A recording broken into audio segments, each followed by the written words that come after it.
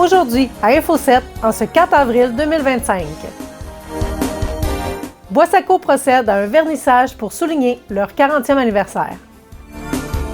Marie-Lise Bouchard vient nous parler du colloque Entreprendre en région. Retour d'un animateur pour CHME à partir du 7 avril.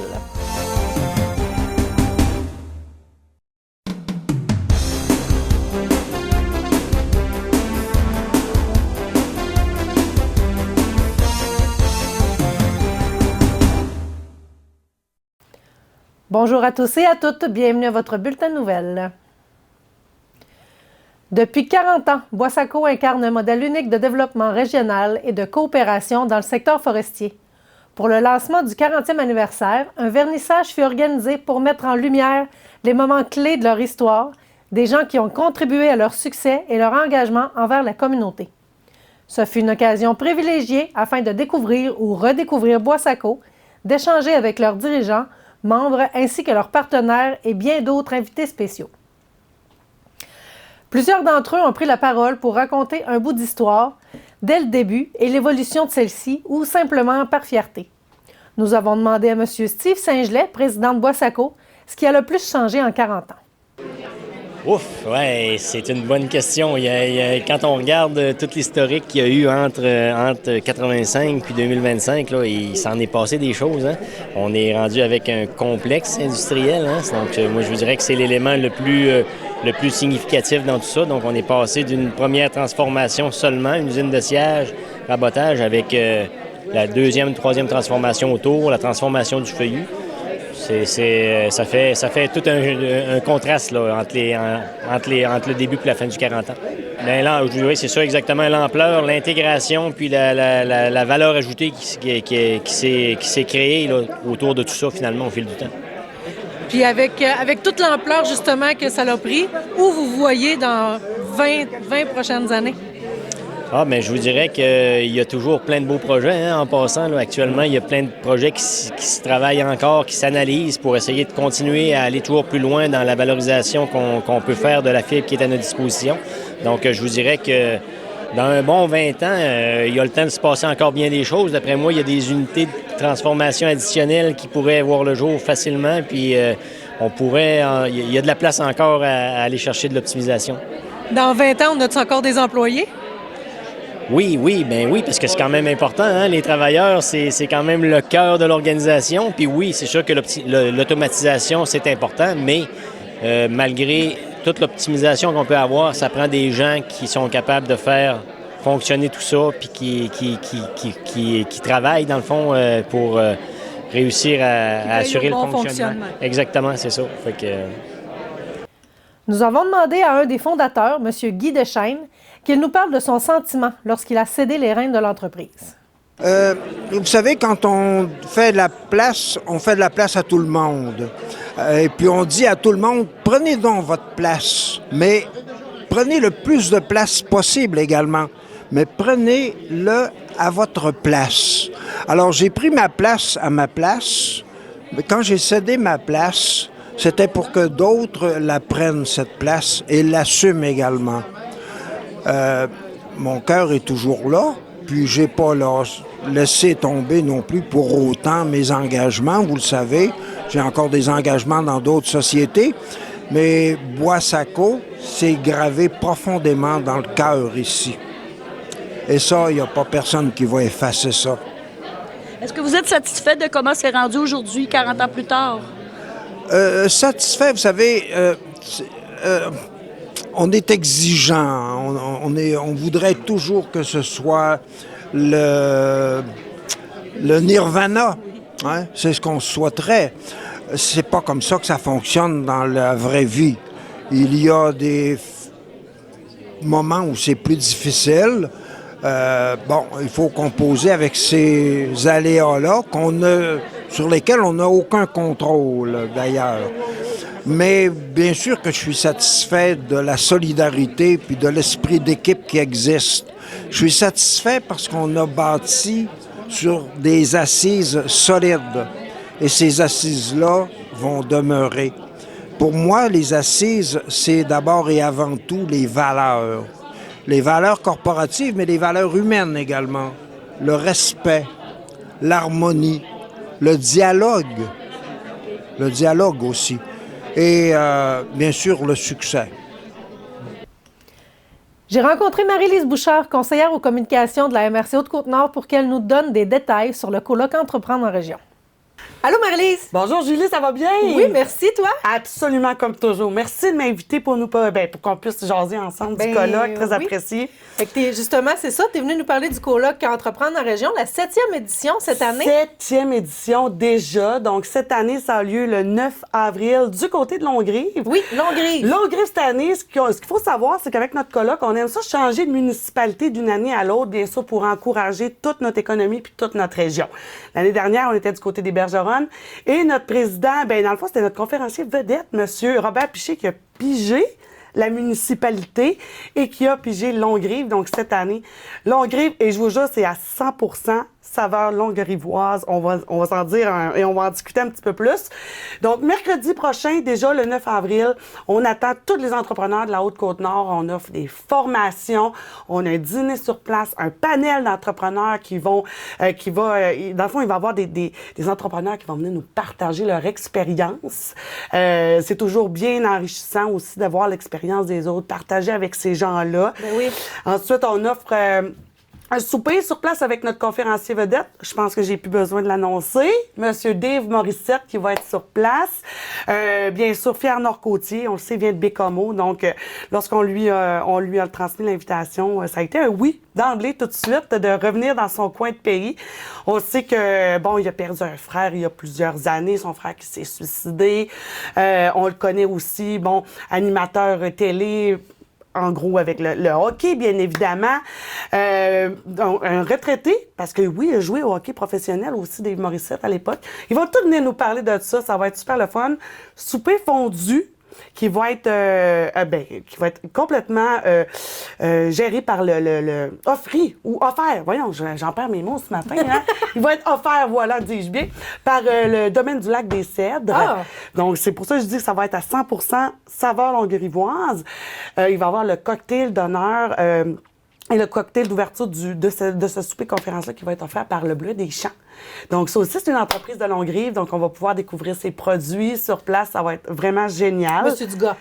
Moi, j'ai Mme Cathy, mais je pense que c'est un couple là, qui sont dans ça. Mais Mme Cathy, donc, c'est vraiment une entreprise de Longrive qui va venir nous présenter ses produits à base de bleuets. Donc, ça va être super intéressant. Et bien sûr, on est à Longrive et notre président d'honneur. Un Longrivois. Un Longrivois très bien connu. On le connaît. Très bien investi dans notre Haute-Côte-Nord. Monsieur Yves Laurentiel, qui va être cette année notre président d'honneur. Et, on le connaît, hein, Yves Laurentiel, pour son franc-parler, son énergie contagieuse. Bien que c'est un agriculteur, faut pas oublier qu'avoir une ferme, c'est une entreprise en soi. Donc, il faut gérer des têtes, il faut gérer des finances, il faut gérer l'innovation, le développement durable. Donc, on trouvait que c'était la personne toute désignée pour jouer ce rôle-là de président d'honneur. Et lui aussi qui a accepté d'emblée notre invitation. Donc, on est très contents de tout recevoir, tout ce beau monde-là pour le 9 avril prochain. Ah, c'est vraiment une belle... Une belle programmation, absolument. Et là, dans la programmation, on va s'en jaser un peu plus. Donc, des formations offertes, dis-je bien, mais oui, hein, on va conjuguer, ça va être mieux. Donc, offertes pour nos entrepreneurs dans différentes sphères, justement, de l'entrepreneuriat. Donc, on a gestion ressources humaines et la formation, évaluation et appréciation de la performance. On a ensuite une formation sur le marketing.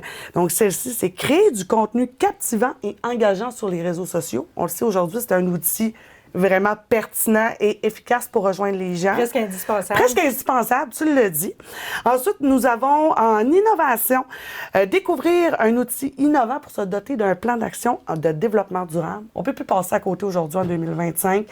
Le développement durable, l'environnement, la protection, donc on rentre ça dans nos entreprises. Donc, c'est super important d'en discuter ça aussi. Donc, une belle formation en innovation. Et finalement, le domaine des finances. Évidemment, ça vient avec. Et celle-ci, c'est stratégie pour faire face à l'incertitude. Donc, on invite les gens à aller s'inscrire Donc, Il y a encore de la place? Absolument. Donc, la billetterie qui est ouverte jusqu'à mardi le 8 avril. Donc, vous pouvez vous inscrire. On a 3 formules. Vous pouvez seulement venir participer aux formations. Il y a une formule souper-conférence avec les formations, donc journée complète. Ou on peut seulement venir aussi pour le souper-conférence, si on préfère. Donc, 3 formules. On s'en va sur le site web entreprendreenregion.com. Toutes les informations sont là. On s'inscrit sur cette plateforme-là. On choisit nos formations à cet endroit-là également. Donc, toutes les informations sont là directement. Rendez-vous sur notre site web entreprendreenregion.com pour vous inscrire. Puis là, tout ce bel événement-là, bien, c'est grâce à, bien sûr, la SADC de la Haute-Côte-Nord. Je ne peux pas les passer sous silence. Service Québec, les bureaux de Forestville et de Les Escoumins. Et bien sûr, la MRC de la Haute-Côte-Nord. Donc, nos 3 organisations ensemble forment le comité organisateur de ce bel événement-là, qui est la 7e édition du colloque Entreprendre en région. On va être là pour prendre des images. Mais j'espère, on vous attend avec grand plaisir. Donc, c'est une invitation. Oui, pour tout le monde. Absolument. Pour tout le monde. Les entrepreneurs en formation, mais ceux qui sont juste intéressés par le souper-conférence, c'est ouvert à toute la population. Donc, vous pouvez venir sur place, acheter votre billet au même endroit, entreprendreenregion.com. Venez passer un beau moment avec nous. Je pense que ça va être super le fun d'entendre Dave Morissette nous raconter son histoire. Merci, Marlise. C'est toujours un plaisir. Merci à vous autres. Bonne nouvelle pour CHME FM. À partir du 7 avril, Stéphane Guignard fera son grand retour à l'animation en semaine de 14h à 17h pour le plus grand plaisir de plusieurs auditeurs. Stéphane reprend son micro à la station après 16 ans d'absence en ondes. On lui souhaite bon succès et surtout bon retour. Le 3 avril dernier, la candidate du Bloc québécois dans Côte-Nord, Kawawashi-Kamakanita-Sinan, Marilyn Gill, invite les électeurs à choisir l'économie du Québec et de la Côte-Nord lors d'un point de presse. On écoute quelques extraits. Un des éléments forts, je vous dirais, de notre plateforme, j'ai intitulé évidemment la conférence de presse « Choisir de se tenir debout, bien sûr, pour le Québec, pour la Côte-Nord ». C'est la première des choses, malgré que cette campagne soit double. Pour moi, ça double aussi la pertinence du Bloc québécois. Il va y avoir des négociations qui vont avoir lieu pour la CEUM, qui devaient avoir lieu les négociations en 2026. On est déjà dans les pré-négociations au sens où la présidence américaine a décidé de mettre déjà la table avec les menaces, peut-être stratégiquement, et là, seul peut-être M. Trump ou son administration pourrait le dire, pour affaiblir la personne en face qui négocie pour qu'elle donne peut-être, pour qu'elle fasse plus de compromis qu'elle en ferait d'ordinaire. Bref, la première des choses que nous, on souhaite faire au Bloc québécois, c'est nous doter d'une délégation de gens du Québec qui seront sélectionnés par le Québec pour pouvoir participer aux négociations, être assis à la table lors des négociations pour nous assurer que la voix du Québec est entendue et que, je sais que je l'ai répété à plusieurs reprises, mais ça demeure dans le cas des négociations actuelles, et que les intérêts du Québec ne soient pas bradés, ne soient pas une monnaie d'échange pour les régions que sont l'Ouest, par exemple, quand on pense à M. Poilievre puis l'industrie du pétrole, ou encore plutôt l'Ontario avec l'industrie automobile, pour ne nommer que ça. Donc, et M. Carney. Donc, d'où l'idée d'être à table. Nous, on en a parlé à plusieurs reprises, et ça touche évidemment la Côte-Nord quand on parle de la question de l'aluminium, bien entendu, quand on parle de la question de la forêt, quand on parle de la question des pêches. Évidemment, il y a aussi l'agriculture. Les minéraux critiques qui sont également très importants chez nous. Donc, ce sont plusieurs dossiers, plusieurs intérêts, j'irais plutôt vers les intérêts, plusieurs intérêts qui sont à défendre. Et c'est l'une des façons qu'on souhaite le faire. Et une autre façon qui concerne la Chambre des communes, c'est plus la façon dont on va adopter justement des accords commerciaux à la Chambre des communes. Pour nous, ces traités-là devraient justement être débattus en Chambre par l'ensemble des partis avant d'être entérinés. Présentement, ce n'est pas le cas, et nous, ce que ça peut nous assurer, c'est justement mettre à l'avant-plan les intérêts que sont ceux du Québec et dire, mais regardez, cet accord-là nous satisfait ou ne nous satisfait pas pour telle ou telle raison, et voici ce qu'on demande de faire au gouvernement, parce que ça demeure qu'un accord concerne l'ensemble du Québec et bien sûr du Canada. Donc, c'est une autre demande qui provient vient du Bloc québécois. Ça change sur le plan législatif, sur le plan de la procédure de la Chambre des communes, mais ça nous donne une garantie. Donc, ce qu'on veut, je dis se tenir debout, on veut pas que les gens aient peur. On veut qu'ils sachent qu'ils ont une assurance, qu'ils ont une garantie, qu'il y a des gens qui vont veiller sur leur intérêt au Québec, sur la Côte-Nord, et en l'occurrence, bien sûr, c'est le Bloc québécois. La réforme de l'assurance-emploi, cet automne, j'y ai travaillé avec ma collègue Louise Chabot, porte-parole en matière de travail, mais la réforme sur l'assurance-emploi a été déposée. On en a fait une priorité dans notre plateforme. Donc, pour moi, c'est une fierté que le Bloc québécois décide dans cette campagne-ci de faire, parce que les gens, on sait, bon, la saison de la pêche recommence maintenant, mais les travailleurs saisonniers ont vécu le même trou noir cet hiver. Ça fait longtemps qu'on est prêt à mettre en œuvre une réforme. Tous les gens ont été consultés depuis, c'est plus d'une dizaine d'années. Donc, c'est bien sûr habituellement le gouvernement qui dépose ce type de projet de loi parce qu'il y a des crédits qui sont impliqués, c'est-à-dire de l'argent qui est impliqué, et seul le gouvernement, techniquement, devrait pouvoir le faire. On a déposé le projet de loi et en fait, on souhaite le redéposer et qu'on puisse arriver vraiment à adopter le projet de loi rapidement pour faire cette réforme. Donc, on veut discuter. Le gouvernement peut prendre à bras-le-corps le projet de loi qui sera déposé et décider d'en faire le sien. Mais on le voit encore aujourd'hui, malgré que tout ce qui demeure à l'interne, je parle à l'intérieur du Canada, du Québec, qui demeure il faut travailler, mais dont la question de l'assurance-emploi, c'est d'autant plus pertinent dans la situation actuelle où, justement, des gens, on souhaite qu'il y ait pas de perte de travail. On va tout faire pour qu'il n'y en ait pas. On a des mesures aussi qu'on propose pour ça. Mais reste que l'assurance-emploi, c'est encore une fois une occasion, comme on l'a eu pendant la COVID, mais de faire une véritable réforme et de rassurer les gens. Encore une fois, je parle de sécuriser les gens, rassurer les gens. Ils peuvent compter sur nous pour ça. Et un autre élément, celui des pêches. Un sujet peut-être souvent boudé, malgré que ce soit un des plus gros ministères du gouvernement fédéral. Évidemment, chez nous, ça nous concerne avec plus de 25% des pêches sur la Côte-Nord, avec la transformation du domaine des pêches aussi. Et je dis transformation, évidemment, on est aussi dépendant de la première des choses, de la ressource, du climat, des changements qu'on constate dans l'écosystème du golfe, de l'estuaire du Saint-Laurent. Et une première chose qu'on souhaite faire, bien sûr, il faudrait qu'il y ait une réforme, encore une fois. Et on souhaiterait, et ça vient des pêcheurs eux-mêmes, on a consulté plusieurs pêcheurs partout au Québec, et je vous dirais même à l'extérieur, je pense entre autres à l'Acadie, où des demandes qui sont faites sont notamment à dépolitiser la pêche, nommément l'octroi des quotas. Donc, on propose une agence indépendante pour travailler sur ce sujet. Bien sûr, c'est en attendant qu'une réforme soit faite, mais on souhaiterait plus de transparence, éviter ce qui pourrait être du favoritisme, et c'est vraiment une demande qui vient du milieu des pêches. Et aussi, ça vaut pour plusieurs secteurs, j'aurais pu parler de la forêt, par exemple, ou de l'aluminium pour certains, mais de diversifier également les marchés, d'aider à diversifier les marchés, parce que présentement, c'est c'est ce face à quoi on se retrouve comme défi. On a un pays vers lequel on exporte énormément de nos produits, qui était un allié, et là, on voit que notre allié peut-être nous échappe, devient un adversaire.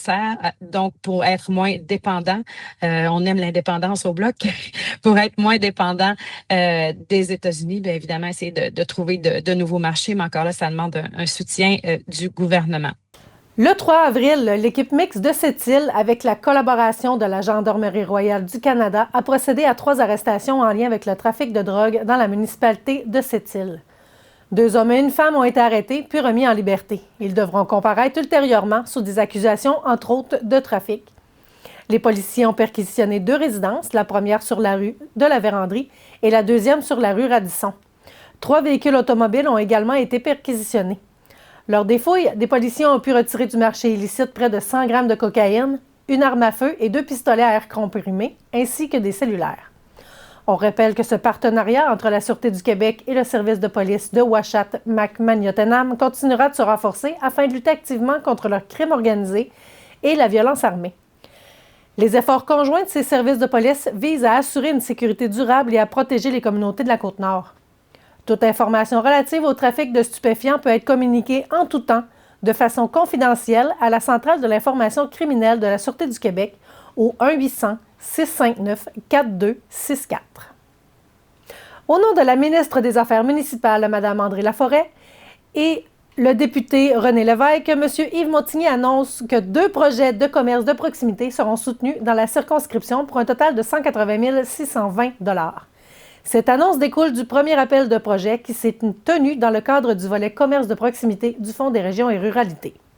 On note entre autres pour notre secteur l'épicerie Ovington de Sacré-Cœur qui recevra un investissement de 95 790 $. L'épicerie Ovington Incorporée mettra en place une série d'améliorations pour diversifier son offre. L'investissement permettra d'améliorer son service de boucherie existant et d'introduire un tout nouveau service de boulangerie. L'achat d'équipements spécialisés et les travaux d'aménagement nécessaires à cette transformation sont également prévus pour offrir une expérience client enrichie. À titre de député, je me réjouis de l'investissement consenti par notre gouvernement dans René Lévesque pour soutenir des projets de commerce et de proximité qui feront une réelle différence. C'est essentiel tant pour l'attractivité que pour la rétention de la population ici.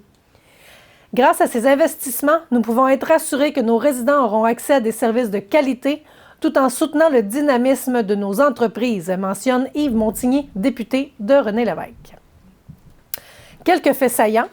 Répartis à travers le Québec, les projets soutenus dans le cadre du volet commerce de proximité du FRR visent à permettre aux communautés d'avoir accès à des produits répondant à leurs besoins quotidiens, comme des aliments, des biens de consommation courante, du carburant ou encore des matériaux de construction.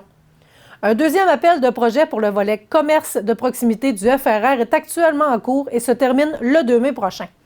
Il s'adresse aux entreprises à but lucratif ou sans but lucratif, incluant les entreprises privées et d'économie sociale. Pour obtenir plus d'informations sur les appels de projet et sur les modalités du programme, rendez-vous sur la page du gouvernement du Québec au volet commerce de proximité. Le député de René Lévesque, M. Yves Montigny, est heureux d'annoncer au nom du ministre de l'Environnement, de la lutte contre les changements climatiques, de la faune et des parcs, M. Benoît Charette, que la Côte-Nord verra son réseau de bornes publiques augmenter de 12 bornes additionnelles, soit 8 à Forestville et 4 à Bécomo. Au total, ce sont des aides financières totalisant 1 200 000 $ qui sont accordées dans la région afin de bonifier le réseau de bornes de recharge rapide au courant continu. Cette annonce s'inscrit dans la foulée des actions réalisées par le gouvernement afin de soutenir l'électrification des transports et ainsi contribuer à réduire les émissions de gaz à effet de serre au Québec dans ce secteur. À ce jour, le Québec est la seule province canadienne à disposer d'une telle stratégie. Yves Montigny, député de René Lévesque, mentionne que cette initiative marque une étape importante pour l'électromobilité. Grâce à l'engagement de Parkland et du groupe Dufresne, notre région pourra bientôt compter sur l'ajout de 12 bornes de recharge rapide à courant continu. Ce développement viendrait enrichir le réseau et offrira davantage de possibilités pour les conducteurs de véhicules électriques. Une belle avancée pour notre communauté et pour l'environnement. Le chef du Parti libéral du Canada, Marc Carney, a accueilli la candidature du maître Kevin Coutu, avocat de Sept-Îles, comme candidat libéral pour la circonscription de la Côte-Nord, Kawawa-Shikamak-Nitassinan à l'élection du 28 avril. Avocat bien connu sur la Côte-Nord, maître Kevin Coutu défendra les valeurs libérales et les intérêts de la Côte-Nord pendant cette période de turbulence économique qui s'annonce avec l'imposition de tarifs sur les produits de la pêche, de la forêt, de l'énergie et des ressources minérales, entre autres les piliers de l'économie de la Côte-Nord. Il invite les électeurs de la circonscription à joindre un gouvernement fort pour représenter ses intérêts. N'oubliez pas notre gros bingo dimanche, le 6 avril, bingo TVR7, qui vous offre 4 000 $ en prix. Les carnets 6 faces sont au coût de 16 $ et les bonanza à 3 $ en vente dans tous les endroits habituels. Parlant de bingo, ce dimanche, sur Facebook, je ferai une vidéo live sur notre page à partir de notre local de diffusion à Portneuf-sur-Mer pour ne pas manquer les coulisses du bingo. Suivez-nous sur Facebook, sur notre page qui s'appelle Au fil de la Haute-Côte-Nord.